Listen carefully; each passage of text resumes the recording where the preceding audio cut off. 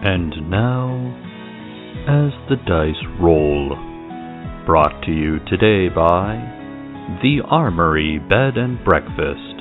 Come for the comfortable hay bale beds, stay for the world-famous cryptid brunch.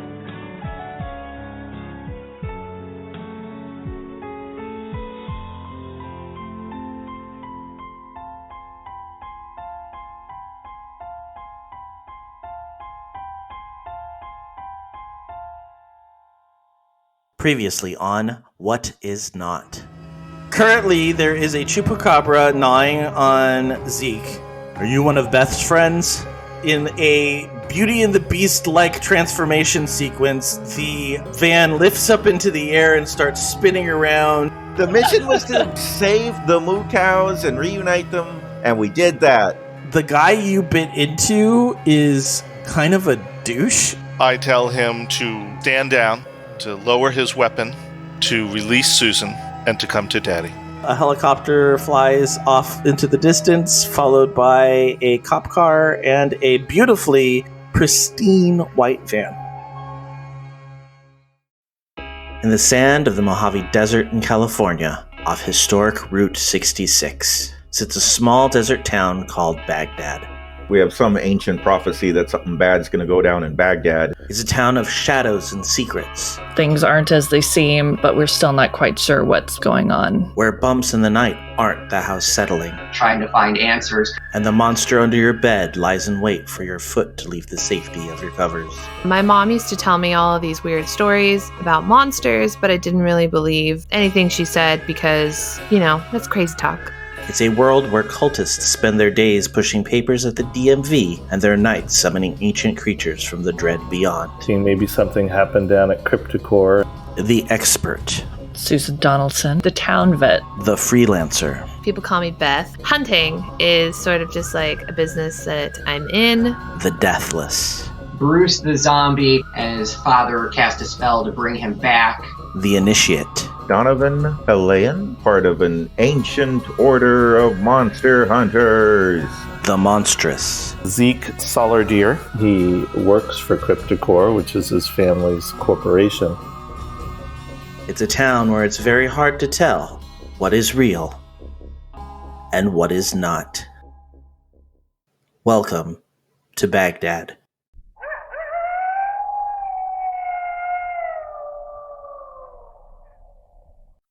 So, we have to resolve some things. Some? So you do get an escort back to Baghdad, which is going to be about a half an hour drive. Is there anything you guys need to do in the van? Is getting in Donovan's face about what the hell? Is that if that's what Beth wants to do, if that's what her reaction is, go for it. I really want to do that and just be like, really? Like, you're supposed to be creating a distraction, not making the distraction us in order to leave. I don't know if you get to keep this rocket launcher much longer if you ain't going to use it right. I was hoping that the rocket fired at the bay doors would create some kind of an opening, that it would open the bay doors. I know it's not just a straight up explodey rocket launcher, but I was hoping that creating an opening or destroying the door would be a part of whatever random magic it did. I did not anticipate it making the door come alive and turn into our good friend Frank.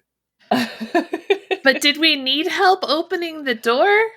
I thought you did. Could we have not just pushed the button on the lift master? You know what, though? I don't think we ever concluded whether or not the bay door was locked until things went straight to hell. Yeah. We had no chance to figure that out because the door became Frank. Yeah. And whatever else, Frank did provide an opening through the door. That is true. And did you guys see what happened in the sky when the white wolf left? Yes, that was exciting. Now, have we just left Frank to wither there out in the desert sun? Were we going to bring the door with us? I just feel bad for Frank. He's stuck there on the side of this cave. Nope. Napoleon Bruce goes back with a crane on the helicopter. Unbelievable. What are we going to do with a talking door? Oh, the possibilities are endless. More importantly, what are you going to do with a helicopter? You mean what can't we do with a helicopter? Exactly. That's really what it is. Okay, so Susan, do you want to address the wolf cow situation? You mean other than what I just asked? Yeah, it sounded like you had more you wanted to follow up on that. No, I just want to make sure that I saw what everyone else saw, but I forgot Zeke and Bruce aren't here because we're in the van, right? Mm-hmm. And we're flying high. Yeah, so I just wanted to make sure it wasn't just me that saw that light in the sky. I didn't see anything because I was trapped in a tunnel. I turned to Donovan. You saw it, right? Yeah, I saw it. It was magic. It was magic. Yeah. Okay. So I think we did what we set out to do. And we're all here. I look at Batkid and I said, "Are you okay?" Yeah, that was fun. So I said, "Okay, all's well that ends well." Unbloody believable. All right, so my next question is, where are you parking and storing this helicopter? So don't we have that base? The armory? Titan's Armory? Yeah, the armory. Yeah. Athena. Oh, Athena. So Athena is sitting doing the books on the gun range. She's a little concerned because she hasn't been open as much as she's wanted to be because she's got some house guests that are a little bit important to not be seen. So she has had reduced hours and she's trying to figure out what she's going to do to make ends meet. So she's doing the books when all of a sudden she hears a helicopter and it seems to be getting closer and closer and closer. And so she steps outside as this helicopter being flown by a zombie lands in her front yard. And she's like, okay, I guess we have a helicopter now. Can we give this poor woman some money or something? My God. Or at least a drink. oh, she's been okay with the drinks. The drinks have been plentiful for the last week or so. I feel like she just saw the helicopter land and she was like, all right, goes back in, makes another martini. Oh, she walked out with the martini. She just took a long drag of it. She went to go get a refill. Sorry.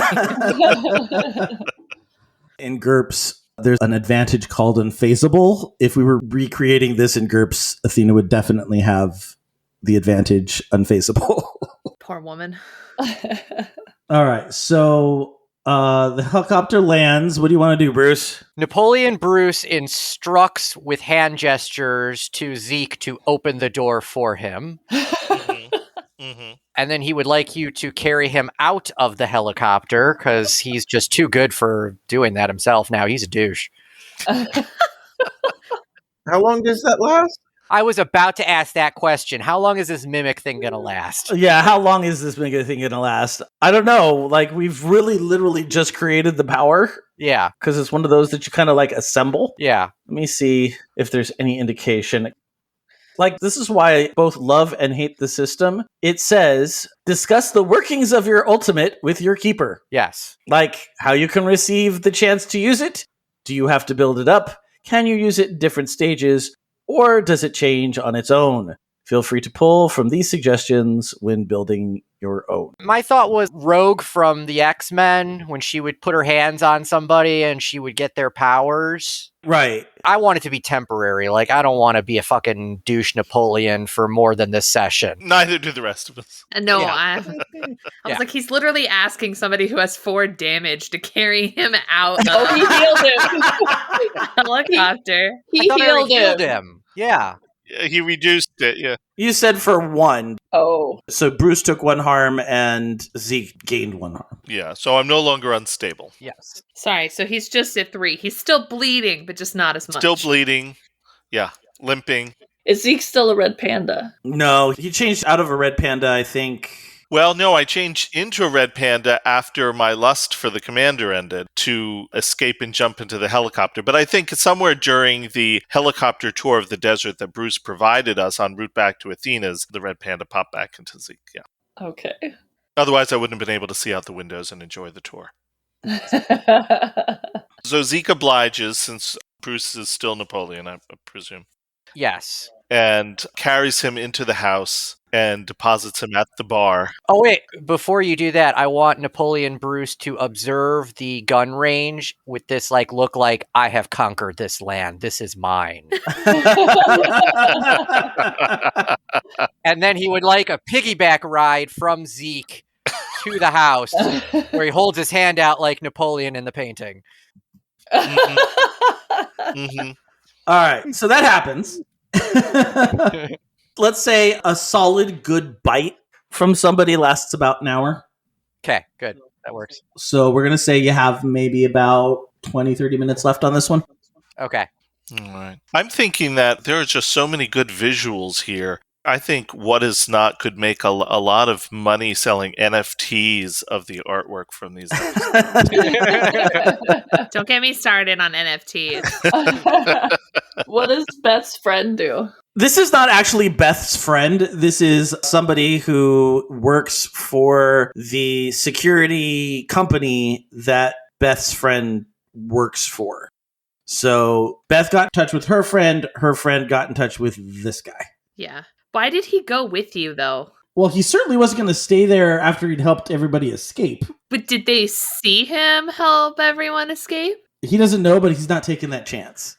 Okay, so he just wants to escape while escaping. Got it. Yeah, he's like, this temp job is obviously over.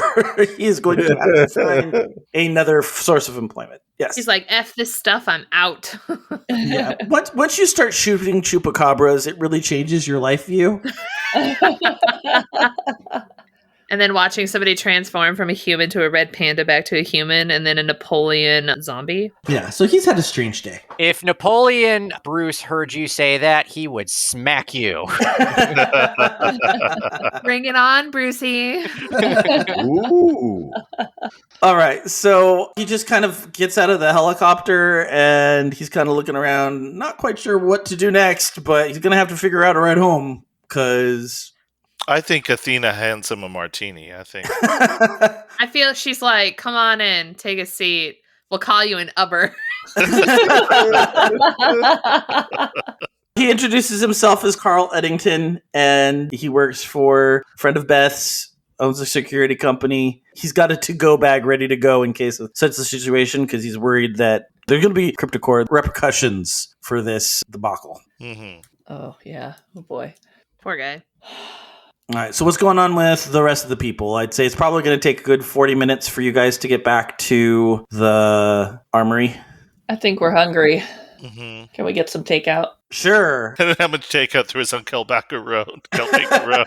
Is there a drive-through on the way? Oh, there's plenty of drive-thrus as you're going through town. So if we want to be true to form, the Valley just got a new, what is it called, Matt? Raising Cane's. Raising Cane's. Hell yeah, we're going to Raising Cane. So we'll say that Baghdad has a Raising Cane's that just opened, and so that's where you guys start. Literally car lines 3 blocks down. Yep. What's the menu? Chicken fingers. Chicken fingers and French fries. That's literally their entire menu. That's it. Literally, that's it. Yeah. But this is not Raising Cane's because that would be copyright infringement. So this is Yes. Raising Abel's. That's clever. Yeah. So could we order like 240 chicken fingers? My and lord. 12 fries. Yeah, there's a couple of party packs that Yeah. you do order, and so there's chicken fingers for all. Okay. So we're eating and driving back. Napoleon would like to send a text to the group while they're doing that. Mm-hmm. I would imagine at this point he is lounging very comfortably like an emperor. Mm-hmm. Can Napoleon FaceTime the whole group, Napoleon's too good for that. But the text is actually going to be a Napoleon quote. I'm looking these up as I go. And I would imagine Napoleon's also got a martini while he's doing this. Yeah, obviously. The text will be, I can no longer obey. I have tasted command and I cannot give it up. This is amazing. Does Zeke need to kick some ass with Napoleon at this point? We should not be fighting each other. Don't forget, right now he's got a +4 to tough. Yeah, he does. I don't know that you're going to win that. That's true. Susan responds and says, emoji says woof with a little heart face. Way to diffuse, Susan. Well done. She also snatches my phone out of my hand. I was like, no, Beth. No. It's fine. I'll just kick his ass later. While we're in the car, Donovan wants to say to Vic, see, you were very hesitant about this mission. You didn't think we could do it. And I'll admit it was real close there at the end. It was real hairy, but we did it. We broke out the other creature. We reunited them. What do you think? Oh, boy. Vic can't help but get a little smile on their face. And they're like, I don't know how y'all doing this, but you seem to have some uncanny luck. What did I see come out of there? What did you guys rescue out of that thing? Well, this creature showed up a little while ago that had some kind of a bad luck field around it. The spirit from another plane of existence or something. And whenever it was around, everyone like stubbed their big toe and, dropped their glasses or whatever. Like just little bad lucky things happened all the time. And after communicating with it, we realized it had a mate that I assume had a field of good luck around it. And, it was a whole yin and yang thing. And so we were rescuing its counterpart. They interrupt. They're like, wait. Okay, so describe these things. Well, it's like a cow. But it has paws for feet and no udder. It's not really a cow. It's the other way around. It has hooves for feet, but it's a wolf. It's like a wolf. But it has hooves for feet, and it's as big as a cow. Look, it's been a long day. So you're saying there's this black wolf thing and a white wolf thing, and the black wolf thing gives off bad luck, which if we follow that train of logic, the white wolf thing would give off good luck, which is why some of you got +1 to some of your rolls. Oh. Some of us. Because you were too far away, otherwise I would have given them to you too. And Cryptocore had captured the good luck one for their own nefarious purposes. And they're like, you just, it sounds like you just released a Cadejo from Cryptocore.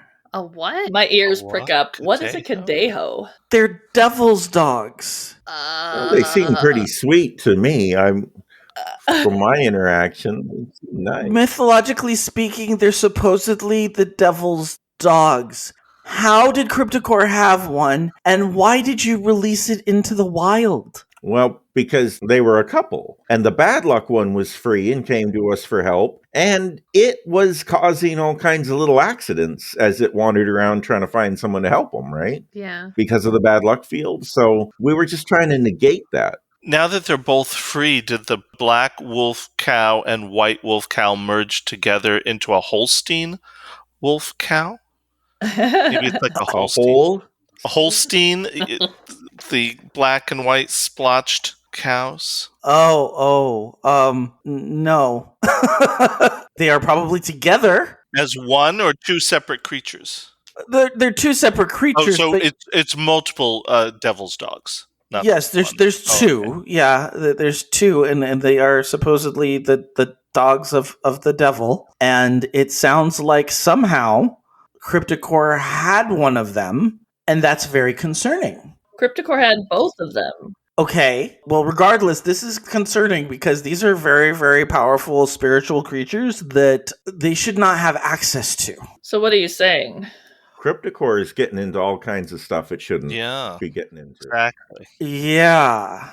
We need to get to the bottom of this. So let's take stock here. What all do we know about what Cryptocore has gotten a hold of? Well, they have these devil's dogs. They have the New Jersey Devil. Wait, Zeke is with Napoleon. How is he in this conversation? Oh, is this conversation taking place in the van? Oh, yeah. Yes, this is true. Oh, I missed that. I'm sorry. Yeah, Zeke, go away. You are massaging Napoleon's feet right now. Zeke turns back into a red panda. So Vic asked the question, like, what do we know about what CryptoCore has? Mm-hmm. I'm not gonna lie, Beth's a little fed up with all the BS that's been going on and all this crazy stuff. She just points to the people, all of these people. All right, so Vic goes, okay, so we've got some sort of vampire thing, and Bat Kid is like, hey, I am not a vampire. It's rude. And is that the Mothman?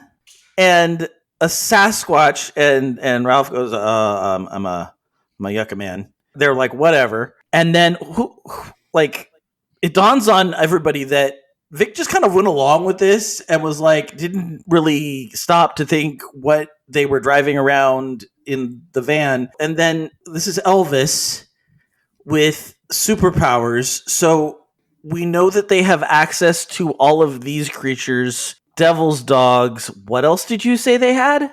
Basilisks. Jersey Devil. Mm-hmm. Yeah, they had the thing that stole people's dreams or gave kids nightmares or whatever. Yeah, the boogeyman.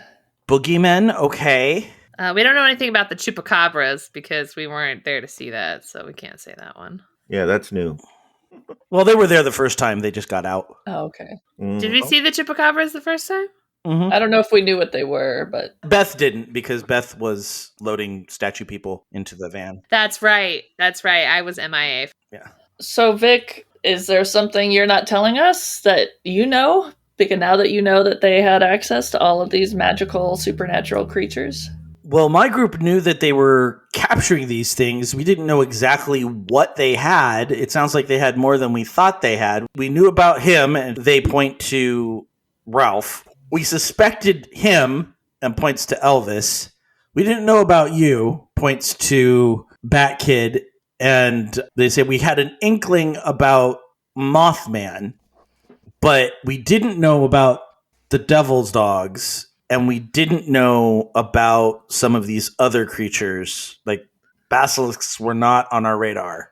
And we have no idea what they're using them for. We just know that they've got them. Well, we think they're using them to make people have that power. So, I mean, there's a cheerleader running around who can turn people into stone. So I don't know what they were going to use the dogs for, but obviously not for something good. And so I think we're better off with them not being in the hands of CryptoCore, but I don't know what might be next, what we haven't rescued or what might still be out there. And Susan brings up a good point. I think maybe our next priority should be finding that cheerleader and getting her to safety. Except she's the one that's supposed to turn us all to stone. So there's that.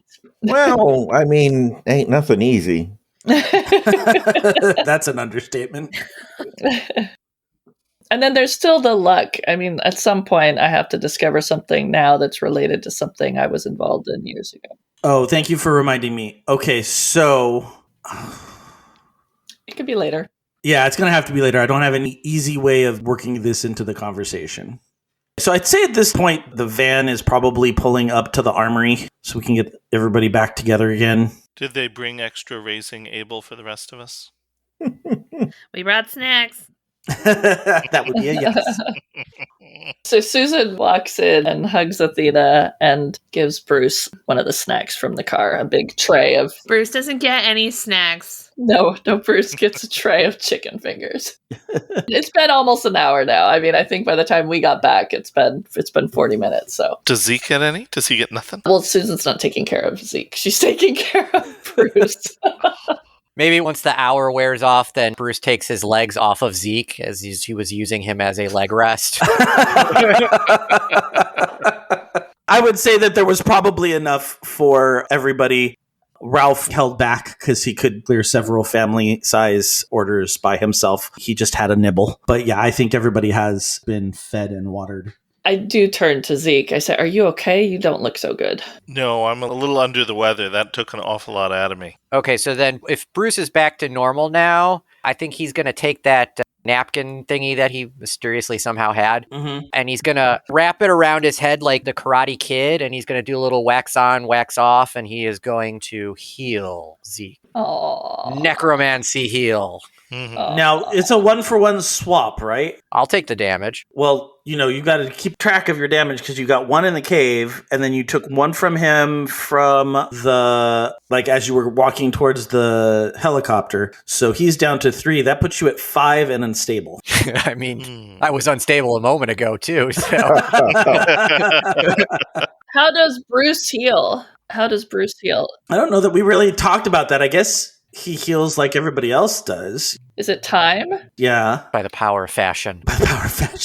You mean heal himself or heal others? Well, when he heals others, he hurts himself. I'll take your damage, yeah. Oh, I see. Yeah, okay. Yeah. Zeke, why don't you roll again for your... Oh, this is going to be good. to get your, what is it, an unrelenting vitality or something like that? Unquenchable vitality. That one, yeah. When you have taken harm, you can heal yourself. So you're right. Yes, I forgot. So I really need to. Of course, my injuries could worsen here, folks. But I'm down to 3, so this will be good.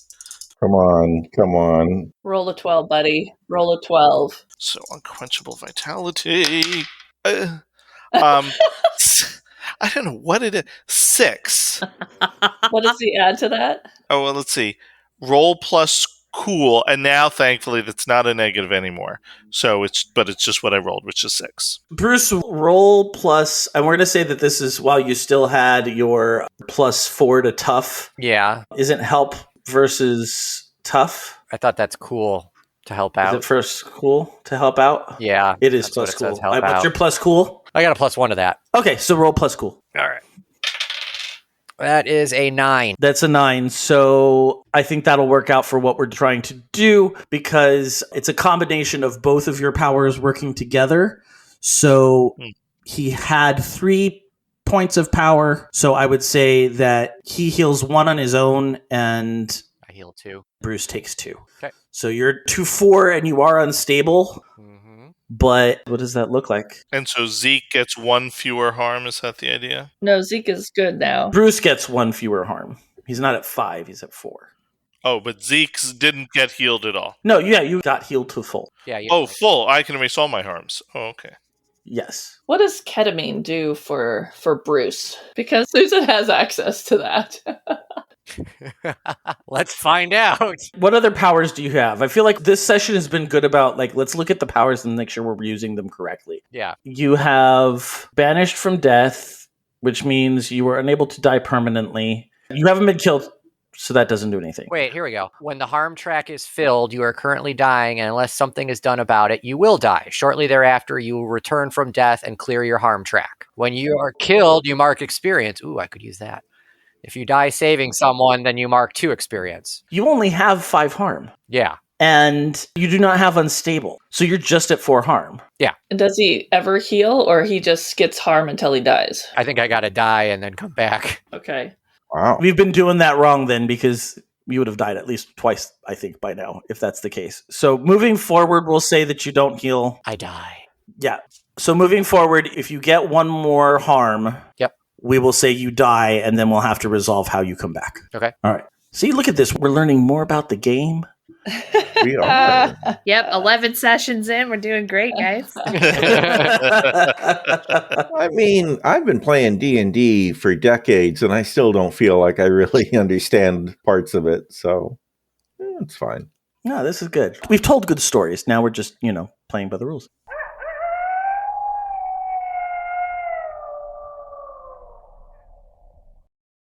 If there's one thing you can be sure of in an As the Dice Roll campaign, it's that we kind of figure out the rules as we go along. Hello, I'm Joe Hogan, the editor of As the Dice Roll. I hope you're enjoying this episode of What Is Not. I am very sorry for getting this episode out so late. It's been a bit of a struggle to balance both end-of-the-year work obligations and editing time. So on that note, I need a bit of a break. As I've mentioned in previous episodes, I'm going to be out of the country for a few weeks, and there's no way for me to get 2 episodes done between now and when I leave. So I should be able to get the next episode of Cautious Optimism out by Friday, though it may be Saturday morning as I have to spend some time this week preparing for the trip. And then we're going to be taking a short 2-week hiatus so that I can relax a bit, get mentally caught up with the rest of the world, and enjoy my trip. And then when I come back, I will be on summer break and I'll have time to get ahead. So when we start school back up in August, I'll have some edited episodes in the bank, which will give me some leeway for those weeks where I just can't get the editing done. Thank you for being so patient with me as I take this short breather, and I look forward to coming back with renewed creative energy. If you want to know when schedule changes like this happen, you can follow us on our various social media accounts. Our Twitter is @AsTheDiceRollRP. Our Instagram is @AsTheDiceRoll, or you can send us an email at podcast@asthedicerollcast.com. And if you'd like to chat with us in real time, head on over to geekmedia.com and go to the Contact Us tab where you can connect with us via our Slack channel or Discord servers. And of course, if you want to listen to the cast do things that they're more comfortable with than following rules in What Is Not, you can listen to Todd on his podcast Nerdberg Review and Farming Simulated. You can catch Katie on Tea Time with Katie and Chelsea, Can't Stop Me Loving K-Pop, and Disney Forever. And of course, you can always listen to me on my podcast, Geektitude. I would like to take a moment to congratulate our network founders, Void and Beej, on their finale of our network flagship podcast, the Geek to Geek podcast. They have been running strong for 290 episodes and definitely deserve a break from what has been an impressive podcast run. Thank you, gentlemen, for all the hours of entertainment and content you've so generously gifted us over the past 6 years. That's it for me this week. I'll be back here on Friday, June 10th with the next episode of Cautious Optimism, and then again on Friday, July 1st with the next episode of What Is Not. Until then, let's see what other rules we should have been following right after a quick commercial break. When toxic culture has you down, when you're just looking to laugh and have fun, kick back and enjoy watching a video game, or just make some new friends, it's time to visit the Geek to Geek Media Network, a community of podcasters, streamers, and bloggers. Well, more of a family than a community. All dedicated to geeking out about the things we love. Things like video games, Star Wars, comics, movies, K-pop, Disney Plus, Keanu Reeves, new, or whatever our community decides is the next best thing. That's right. We have a great online community on Slack and Discord where we chat about our weekly geekery with listeners and viewers. And each other. Yep, and each other in real time, and we can't wait for you to join us. So come check us out at geektogeekmedia.com. And escape toxic fandom for something much more... Keanu? Yes, Keanu. All right, so we're at the armory. Everybody's fed and watered. Everybody's healed up as much as they're going to heal up. I think everybody else just took 1 damage, if that. Yeah, I'm good. So I think you should all be able to be first aided into full health and be fine. All right, what do you guys want to do? What needs to be done now?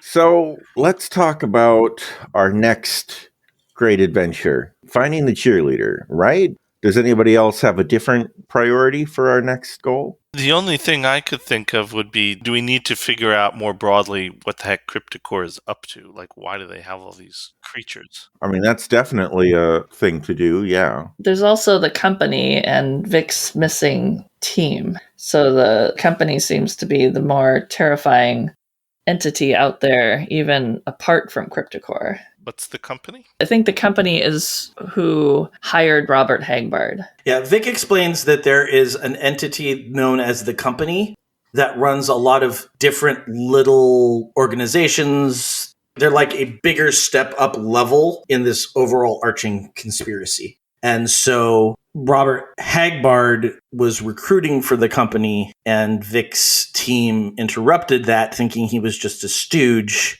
And he actually magicked them into God only knows where. And Vic had to fight their way back out of some pretty awful places to get back to Baghdad. That's why they've been gone for so long. And Mildred works for the company? No, Mildred has not said anything about working for the company. When you talked to them about who they were working for, she said that she was working for herself, but she had associates. And then she was trying to get that bejeweled knife as part of like some other, like she was trying to get that joined with some other artifact for some nefarious purpose that we don't even understand, right? Right. So I guess we could try to find the cheerleader. I don't know if that's going to help us save the world, because I still feel like We don't understand what's going on. Save the cheerleaders. cheerleaders. Save the world. Wait a minute. If that was our game master's plan all along, then maybe we're onto something. It really wasn't, but I do think it's appropriate. My thing is that series had so much potential, and then there was a writer's strike. It's very sad. We're heroes. I agree. Sorry. Well, I think the cheerleader might have information on Cryptocore, right? Because they either caused her to get this power from the basilisks. They experimented on her, maybe? I mean, I feel like there's a story there, and that information might be useful in understanding what Cryptocore is up to and other larger plots. And the last place where she was at the store, but we don't know from there, correct? That's when Bruce had the vision of this house in the middle of the desert. Because in reality, in the real world that we all live in, all the players live in, if you go into the desert between here and Baghdad, there's just bunches of just these little abandoned shacks. That's true. And so Bruce had kind of narrowed it down to she's probably in one or two of those little abandoned homes. Lou is there with you guys. He's technically off duty, so he came rolling up with all of you. And when you start mentioning the cheerleader, he says, "Oh, are you talking about Daisy Sullivan?" Yes. Oh. Yeah, she's been gone for a while now. You guys know where she is? We might. Well, how about her boyfriend? Have you heard from him? Because he's been missing for a while now, too. I checked down at my phone and realized that I still haven't gotten a response. I didn't know that he was missing. Can I text him again? Yeah. I text him again and saying, we know what's going on. We want to help you. And Daisy, let us know where you are. Okay. You send the text, but as of now, there's no little dots saying that he's responding. There's nothing. It's just you sent a text. It says delivered. Okay. So we know he has an iPhone. Yes. I was about to say. Okay, so does Bruce need to remind us of that vision? Because Susan's forgotten about what the next step to find Daisy is. Bruce turns on Hey Mickey and does a cheerleading dance as his form of interpretive dance reminder. Mm-hmm. Oh, yeah. Okay, and so I think all that needs to be reminded of is you had a vision from Mothman. He gave you a vision of everybody frozen as statues in this tiny little house in the middle of the desert. Bruce had no phone reception, which drove me crazy. Freaked him the hell out. So he used that and coverage maps to find where he thought was the possible spots. And he found two possible houses that it could be. Okay, so to the desert? Yeah, I think we need to roll. All right, who all is going? Are we rolling out right now? Or fly. Oh. I was going to say, yeah, I think the best recon is from the air. Yeah. Problem. Wait. Problem.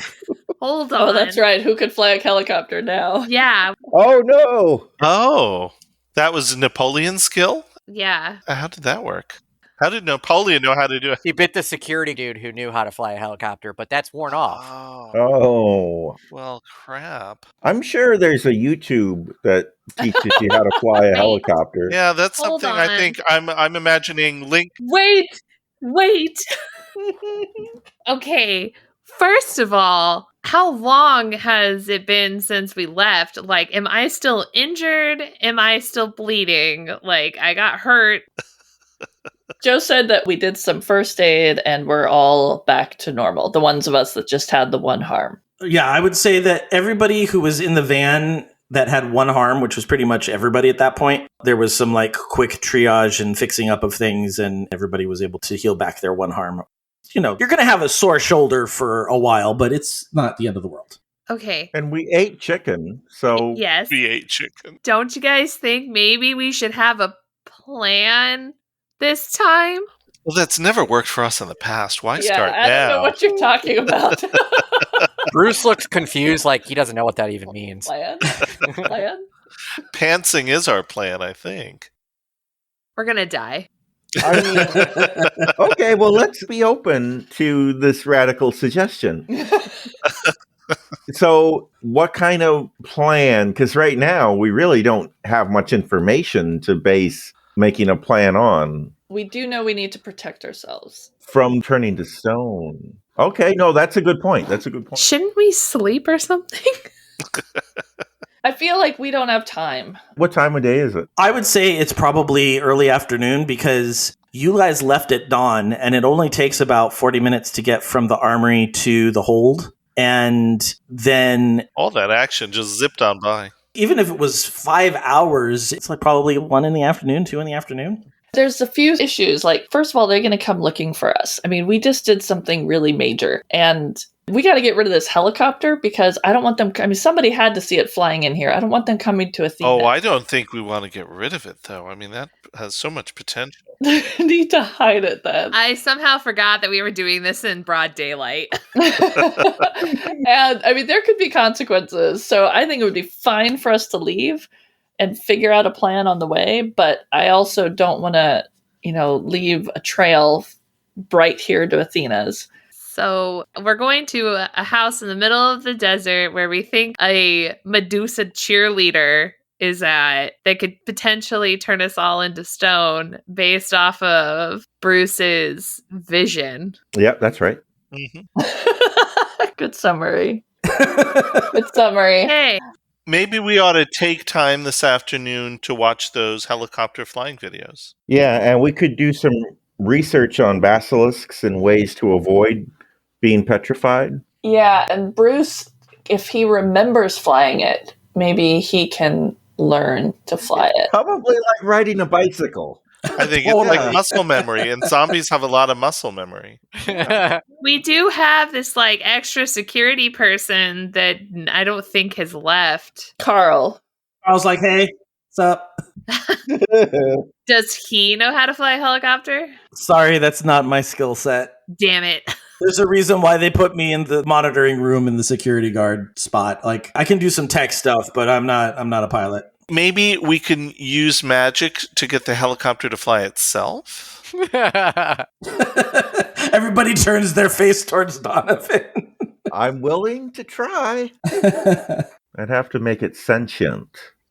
What did we remember learning about the basilisks and protecting ourselves? I can check my hunter's journal. I got that. We're having 4 different conversations. Yes, we've got all sorts of stuff going on. So let's quickly resolve each person individually, and that'll probably take us up to the end of the session. So let's start with Susan. So Susan, kind of trying to figure out what she knows, is kind of leafing through her dad's journal, and she's never thought of it before because there's so much in this journal, but she's starting to see references to the company. And she turns to a page, and there's 9 circles, all kind of in a pattern around a single point. And one of them has the word company written in it. And then there's just different abbreviations or question marks, depending on what her father knew. And I'd say about 4 of them are question marks. One says company question mark. One has a little almost fleur-de-lis cross type rose symbol. One is a little lightning bolt symbol. There are 2 other symbols that you don't currently recognize. And I will have to look up for next session. So it's like 9 circles all separate, each one with the question marks or the symbols. Or are they stemming out of the company? What is this on that we're looking at? I missed that. It's my dad's notebook. I think one of the Grimm books that they had on Grimm. Okay, yeah. Has all this information on it because they've, gathered it from so many years. Right. And so this one page has 9 circles around it. One of the circles says company and it has a question mark. So obviously her father had heard of the company and it was involved in some sort of conspiracy that had these 9 pieces interacting with one another. And they're all in a circle and they have lines that point to just a central point that has nothing in it. So it's like a central point with 9 lines coming out of it. And at the end of each line is either a question mark circled or a little symbol circled. And then one of those is a thing that says the company question mark with a big circle around it. All right. So that is what she has learned from her luck move. She started flipping through while they were talking about the company, and she found that drawing, which she'd seen before, but it didn't have any context for, so it didn't catch her eye. Right. Beth, you had a question or something that you wanted resolved. Well, we needed to know something more about the monster, right? Like the basilisk. Mm-hmm. Yeah, how can we protect ourselves from being turned to stone? All right, go ahead and roll against your hunter's journal. Okay, I'm willing to investigate a mystery, basically. Yeah. I got an 8, and then it's what? What's an investigate a mystery plus? Sharp. I get a +2 now, so I got 10. Okay. Everything you know about basilisks in your hunter's journal, it's basically like don't look at them in the eye. They're just lizards. They just have this ability to turn people to stone if they make direct eye contact. So indirect eye contact isn't a problem. Remember the ones you saw in the hold had like those headpieces that they put over birds to keep them calm. Mm-hmm. So they couldn't see anything. And so you couldn't see their eyes. So it really has to come down to, can you see their eyes or not? It sounds like we really do need to approach from the sky. And my recollection from the flawless was that with regard to the basilisk, she said force is not the answer. Yes. And then who else did we have to resolve something for? Oh, Todd, you're going to try and bring the helicopter to life? Is that what you're going to do? Yeah. That sounds like fun. Is that even part of your use magic ability? Your repertoire? Yeah, there's a section here for bringing helicopters to life. So we've got inflict harm, we've got enchant a weapon, we've got do one thing that is beyond human limitations, which is very vague, bar a place or portal to a specific person or a type of creature, trap a specific person, minion, or monster, banish a spirit or curse from the person, object, or place it inhabits, summon a monster into the world, communicate with something that does not share your language with you, observe another place or time, or heal one harm from an injury, or cure a disease, or neutralize a poison. Now, that number 2, that second thing, enchant a weapon, is that what you said? Yeah, you can either give it one harm or one magic. I mean, because if we look at the helicopter as a weapon, he could enchant it, right? Well, can't we bring like Frank from the door and put him into the helicopter? Now, specifically, we wanted the helicopter to be able to fly itself, right? Mm-hmm. And I made a jump there that then the helicopter would have to be sentient. But what if we just enchanted it as if enchanting a weapon? But we enchant it to fly itself with voice commands. Yeah, I mean, modern helicopters do already have autopilot in them, so yeah, we're not doing a whole lot. Bruce is Googling helicopter teachers that are nearby that he could go bite. Every time we need to fly the helicopter, you break into this poor guy's house and bite him. Oh God, why are you back? What did I do? Ouch! And then eventually he's just like, again, and just sticks his arm out. Poor guy. Fine.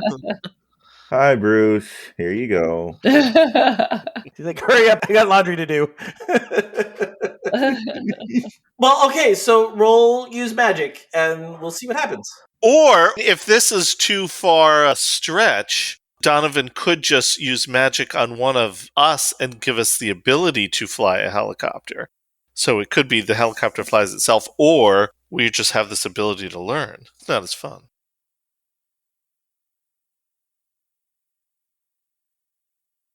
Well, that was met with great enthusiasm. I'm so ready for this to fail. So, Donovan, go ahead and cast a spell. Decide which one you want to do. All right. I'm going to enchant the helicopter to fly itself with voice commands. So that way any of us will be able to operate it. Now, are you enchanting it with Alexa or Siri, or which voice commands is it going to respond to? It's going to be Alexa, but it's going to have an Irish accent. Yeah. Can it respond to text control so that Bruce can also control it? Why not? Yep. It'll do that too. This sounds like we're getting dangerously close to like what happened with like Doctor Strange, where he just kept like adding stuff to the to the cycle. Now we're gonna open the multiverse. It's totally going to be fine. Yeah. All right. Now I'm going to start casting the spell. Can't change it once I start casting. Saw that in a movie once. Here we go.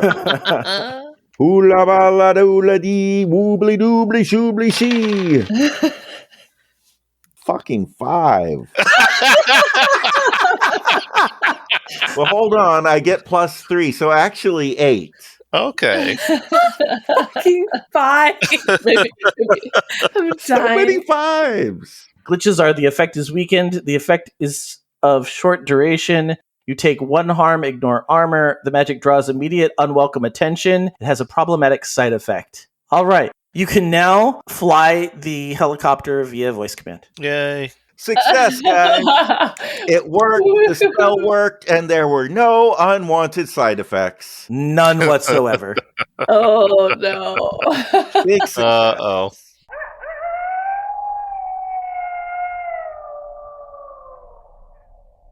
Next time on What Is Not. I think we should land and just at least check this house out. This is definitely something, but we don't know for sure that it's the cheerleader. I mean, it could just be a homeless person. Okay, so now we need a plan, I think. Oh, why start now? The agents that she's turning to stone are clearly bad people. I'm dead. You've been listening to As the Dice Roll. The As the Dice Roll intro music is The Soap Opera by James Bowers. You can find and license his music through Pond5 at pond5.com. All the rest of the music in this episode is by Darren Curtis and can be found at darrencurtismusic.com. The opening voiceover is by our very own Rob Sometimes. You can find his podcast at comicbox.libsyn.com. And the As the Dice Roll logo was created by Maricel Edwards. Check out her book No Great Matter at msedwards.com. As the Dice Roll is a proud member of the Geek to Geek Media Network. Check out other Geek to Geek shows, streams, and content at geektogeekmedia.com. If you'd like to contact the show, you can send an email to podcast@asthedicerollcast.com. Individual players and GMs' social media can be found on our website at asthedicerollcast.com.